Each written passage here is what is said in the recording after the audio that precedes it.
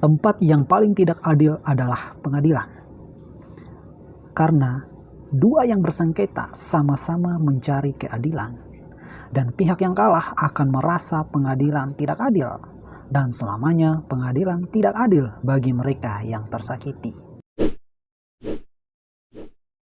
Salam Unity University, bersatu dalam perbedaan. Jaksa menyerang Habib.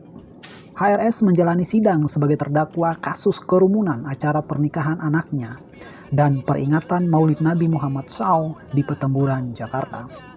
Jaksa penuntut umum menyerang Habib dengan membeberkan sejumlah bukti ajakan terdakwa Habib Rizik Syihab kepada masyarakat untuk menghadiri acara tersebut.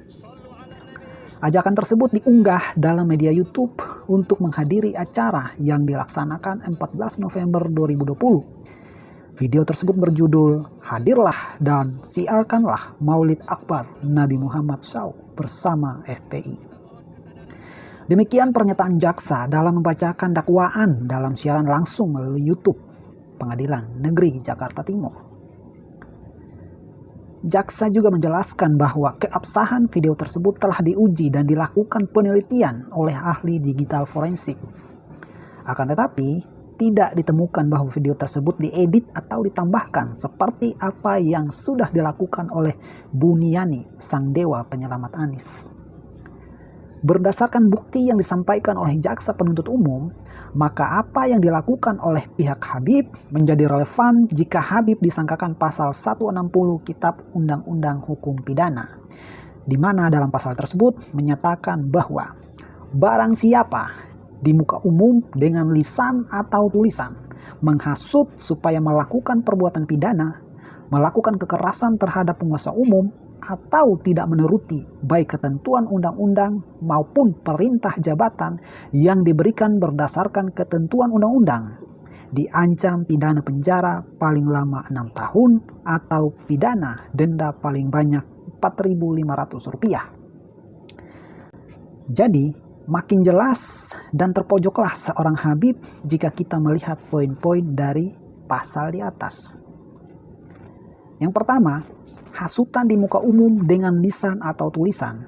Hadirlah dan siarkan Maulid Akbar Nabi Muhammad SAW bersama FPI, itu merupakan hasutan yang berbentuk tulisan. Terus yang kedua, untuk melakukan suatu perbuatan yang tidak menuruti undang-undang.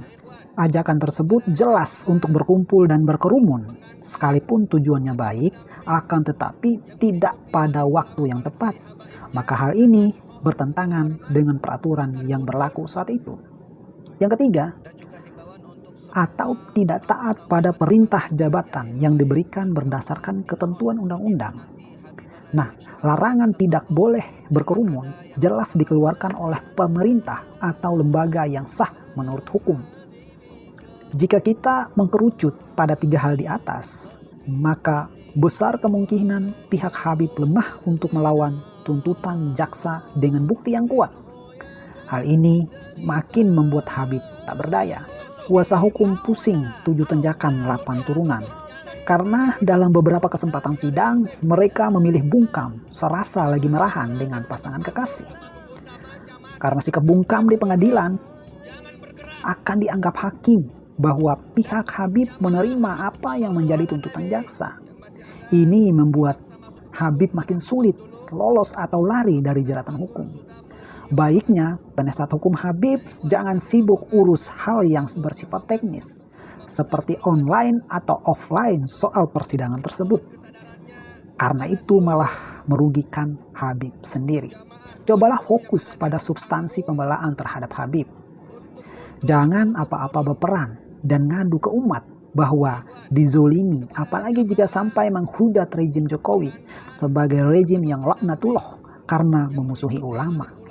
Rasanya Jokowi tidak memusuhi ulama, Jokowi cinta akan ulama. Terbukti wakilnya adalah seorang ulama sepuh yang terpandang dan juga tersohor. Jokowi cinta ulama, cinta agama. Sekian dari Kepala Suku untuk kalian yang isi kepalanya bukan cairan pipis onta. Bye.